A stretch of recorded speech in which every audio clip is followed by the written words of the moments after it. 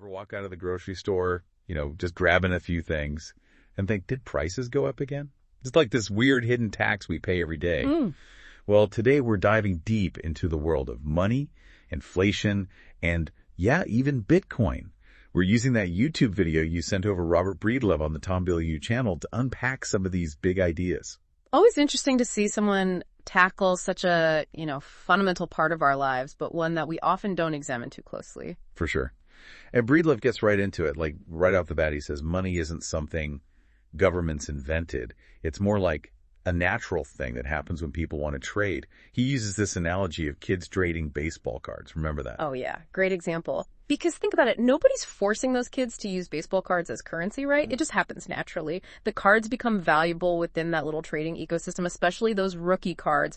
And that's what money is, right? It's something that emerges from that need to exchange goods and services. Right. So it's not about the government just slapping a picture of like a dead president on a piece of paper and calling it valuable. It's way deeper than that. And speaking of valuable gold, BreedLove talks about how gold has been this dominant form of money for a long time. So what is it about gold that gives it that, staying power? It's got those 5 key things you need for sound money. You need something durable, something that's easy to carry around, portable, something you can divide up into smaller units, something recognizable, and most importantly, it has to be scarce. Gold ticks all those boxes. It doesn't fall apart easily. It's relatively light to carry around. You can melt it down. It's pretty easy to tell if it's real gold. And it's not like you can just make more of it appear out of thin air. Which brings us to inflation. BreedLove straight up calls it legalized counterfeiting.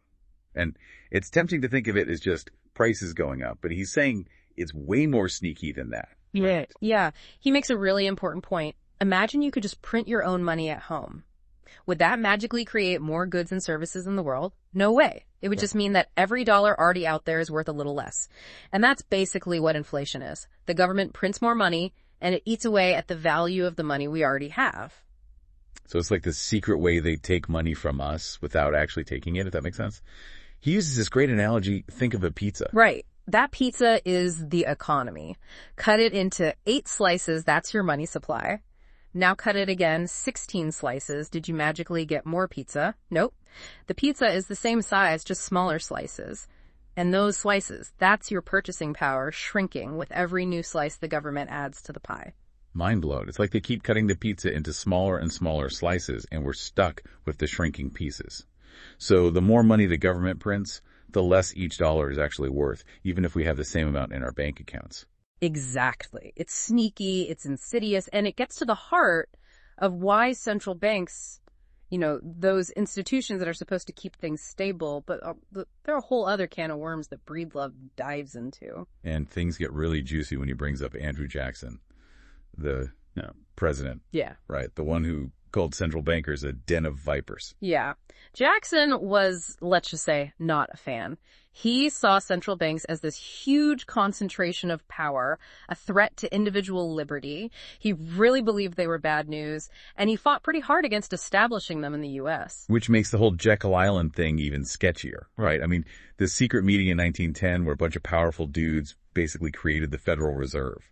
Talk about backroom deals. It definitely adds fuel to the fire for those who are already skeptical of central banks. Regardless of their intentions, whether they genuinely wanted to stabilize the economy or had other motives, the Fed's creation was this huge turning point. And for a lot of people, it's at the root of many of the economic problems we face today. And this is where Bitcoin comes in, right? BreedLove calls Bitcoin an immune response from the collective economy. What does that even mean? It's such a striking image, isn't it? But it makes sense when you think about it. Remember those 5 properties of sound money we talked about with gold? Bitcoin has a lot of those same characteristics. It's scarce, it's secure, it's easily transferable. It's like the economy is trying to protect itself from this manipulation, this inflation, by creating an alternative. So Bitcoin is like the new gold. It's got some similarities, that's for sure. Both are scarce, durable in their own way, and, at least in theory, difficult for governments to just seize. But the big difference, Bitcoin is digital. It exists purely in the digital realm, which makes it incredibly easy to move around, no need for armored trucks. And maybe most importantly, it's really, really hard for governments to control. Okay, I need a minute to process all of this, but before we go full on Bitcoin, there's this other really interesting thread in the video. It's not just about systems and economies, but about the individual too. Yes. This is where things get really philosophical. He starts talking about individual property rights, how important they are for a flourishing society. And he uses this really interesting analogy, the Copernican revolution. Refresh my memory on that one. Sure. So everyone thought the Earth was the center of the universe, right? Then Copernicus comes along and says, nope, the Earth revolves around the sun. Huge shift in perspective. Well, BreedLove says recognizing individual rights was a similar revolution. It shifted the focus from the collective, from serving the king, to empowering the individual. So it's like that aha moment when you realize it's not all about the group. It's about each person owning their own life, their own labor, their own stuff. Exactly. And get this, he links this idea, individual rights, back to Christianity. Oh, okay. Didn't see that coming. How does that work? Right. It sounds kind of out there, but he makes this case that Christianity, with its emphasis on, individual salvation and free will, actually helped pave the way for recognizing individual rights in other spheres of life, like a ripple effect. Okay, now my mind is officially blown. Money, gold, Christianity, the Copernican revolution, who knew it was all connected? It's all related. It all ties together. And it gets even wilder when he starts talking about the implications of individual property rights for society as a whole.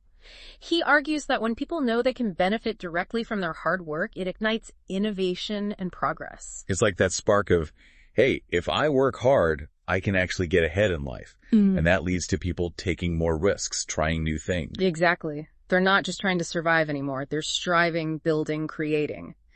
He contrasts this with what he calls the collectivist view, which often prioritizes the needs of the group above individual desires.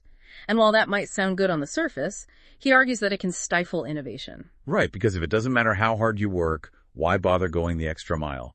So the difference between a vibrant market with all these different vendors offering unique stuff and a government-controlled economy where everyone gets the same rations no matter what. A perfect way to put it. But it highlights the challenge, right? How do we balance individual freedom with the needs of society? It's a question philosophers have been wrestling with for centuries, and it's one that we still grapple with today, especially in the context of these emerging technologies. Yeah, it's that classic tension between individual and collective, between freedom and security. Big questions with no easy answers. But hey, that's what makes these deep dives so interesting, right? And speaking of interesting, we can't ignore the moral dimension of all of this. BreedLove calls Bitcoin incorruptible money, which kind of throws shade at the entire current system.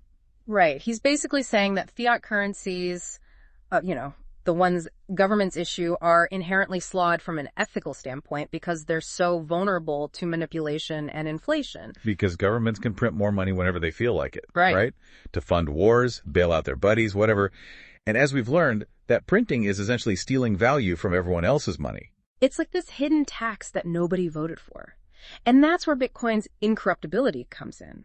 Because it operates on these fixed rules, on this transparent mathematical algorithm, it's incredibly difficult to manipulate. Nobody, not even the most powerful government, can just change the rules on a whim. So Bitcoin, at least in theory, takes power away from those in control and gives it back to the people. Wow. Okay, so much to unpack here. But let's shift gears for a second and talk about something a little more down-to-earth, personal finances. With inflation going nuts and everything feeling so uncertain, what's the average person supposed to do with their money? That's the million-dollar question, right? And honestly, there's no one right answer. It all depends on your individual situation, your risk tolerance, your financial goals. But what we can do is use what we've learned today to make more informed decisions. Sounds like a plan. Where do we even begin? First things first, diversification is key. Don't put all your eggs in one basket, as they say. But what does that actually look like in today's world, right? That's where understanding your personal situation and risk tolerance comes in. So it's about figuring out what makes sense for you, not just blindly following the herd. Exactly. But regardless of your specific strategy, there's one asset that often gets overlooked in these conversations, and it's arguably the most valuable of all knowledge. Because knowledge is power, right? Especially when it comes to money. You got it. And that's what this deep dive is all about, empowering you with the knowledge you need to make informed decisions. We're not financial advisors, so we can't tell you what to do, but we can give you the tools to figure it out for yourself. And you know what really struck me while watching this BreedLove video? It's easy to get caught up in the technical stuff, inflation, central banks, Bitcoin. But at the end of the day, our entire financial system is built on something much more fundamental: trust. That's such a good point. We trust that the government won't just destroy the value of our money. We trust that banks will keep our savings safe. It's a huge leap of faith when you really think about it. Total leap of faith, especially given how many times that trust has been broken throughout history. It makes you wonder, are we headed for another one of those fool me once moments?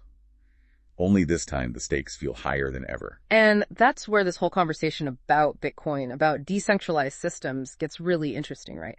Because it challenges that fundamental notion of trust.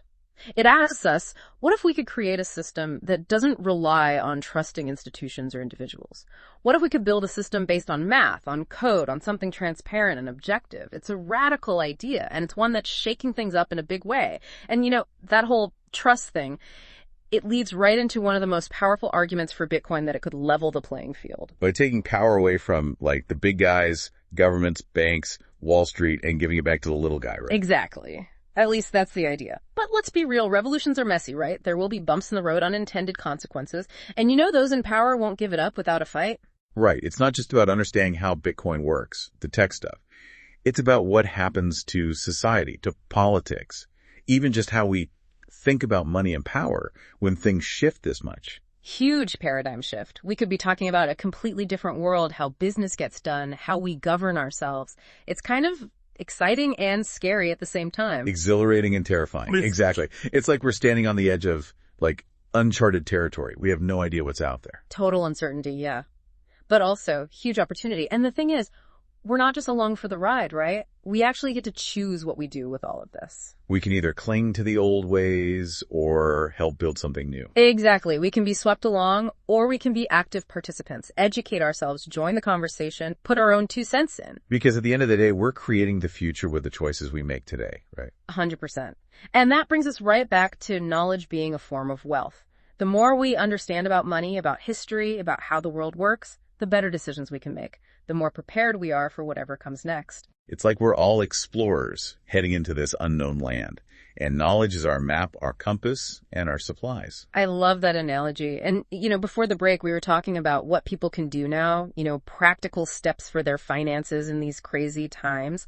The key takeaway is that there's no magic formula. What works for you depends on your circumstances. It's not about following the crowd. It's about figuring out what makes sense for your situation. Right. Take ownership of your financial future. Don't just blindly trust someone else to handle it for you. So where do we even start with all of this? One big one, think long term. It's tempting to get caught up in the hype, chase those get-rich-quick schemes. But real wealth, that takes time, patience. It's a marathon, not a sprint. It's like planting a tree. You wouldn't expect it to grow fruit overnight, right? You gotta nurture it, give it time. Exactly. Delay that instant gratification, ride out the storms. The things that matter usually take time. And that's super relevant to Bitcoin, by the way. Because this is still the Wild West of crypto, right? It's early days. Totally. And look, it's tempting to think, this is it. This is how I get rich. But we need to remember, this is an experiment. There's no guarantee Bitcoin will be the thing that changes everything. So we shouldn't go all in on Bitcoin. Not necessarily. Like with any experiment, there's risk. It could be huge. It could upend the whole financial system. Or it could fizzle out. We just don't know yet. So what do we do? Be cautiously optimistic. Cautiously pessimistic. I'd say informed curiosity is the best approach right now. Informed curiosity. I like that. So do your research, be realistic about the risks, but be open to the possibilities. Exactly. Even if Bitcoin doesn't become this, world-changing thing some people think it will be, it's already making us rethink things. The nature of money, the role of government. We're having these conversations now that we weren't having before. And that in itself is pretty huge, right? Absolutely. It's like shaking up a snow globe. Even if things settle back down, they're never exactly the same, are they? It's making us question everything. Like that moment you realize the world isn't flat. There's this whole other dimension you never knew existed. Perfect analogy. We can't predict how this all plays out, but one thing's for sure, the world is changing fast. Right. And those old systems of power, they're being challenged in ways they never have been before. Exciting and terrifying at the same time, right? Yeah. Back to that. Totally. So much uncertainty, but man, the opportunity. Because in the middle of all this chaos, there's this chance, right? A chance to build something better. A world that's fairer, more transparent, where people have more power. Exactly. A world with more individual autonomy, less concentrated wealth. Sounds kind of utopian, doesn't it?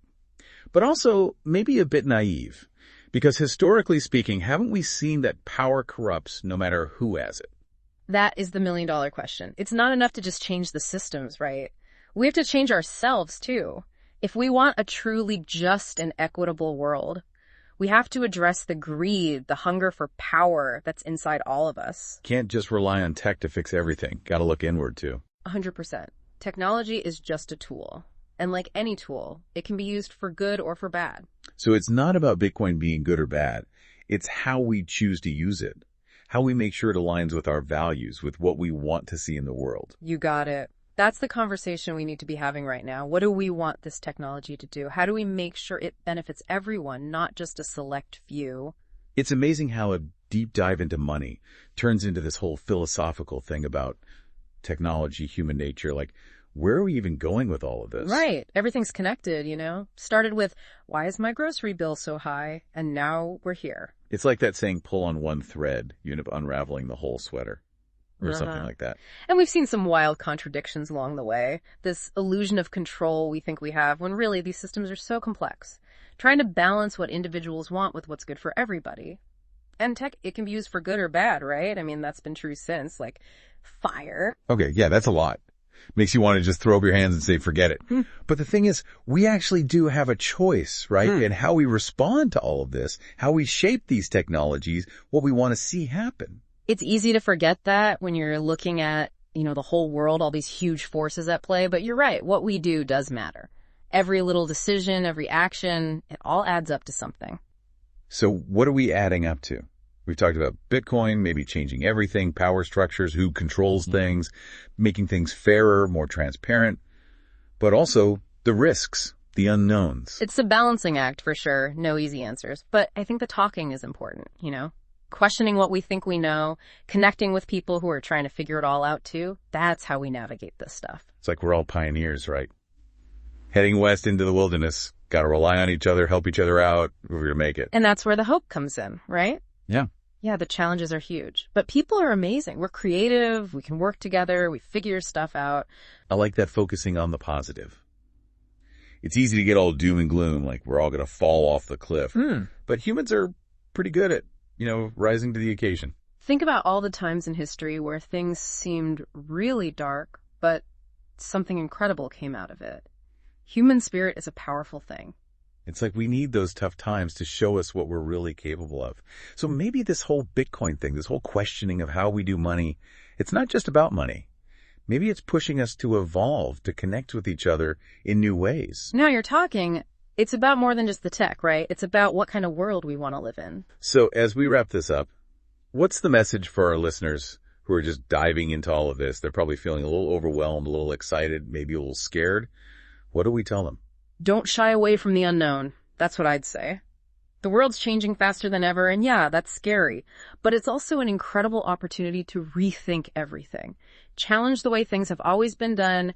Create the future we actually want to see. Don't just sit on the sidelines, get in the game. Ask questions. Connect with people. Learn everything you can. And don't be afraid to dream big. Right. Love it. Because those big dreams, that's how we make progress. That's what drives us forward as a species. And one last thought from BreedLove that really stuck with me. If money really is just a reflection of what we believe, well, maybe the most revolutionary thing we could do is change those beliefs. Imagine a world where we're not driven by scarcity, but by abundance, where we work together, not against each other. That's something worth thinking about, right? Keep those brains buzzing out there, and until next time, happy diving.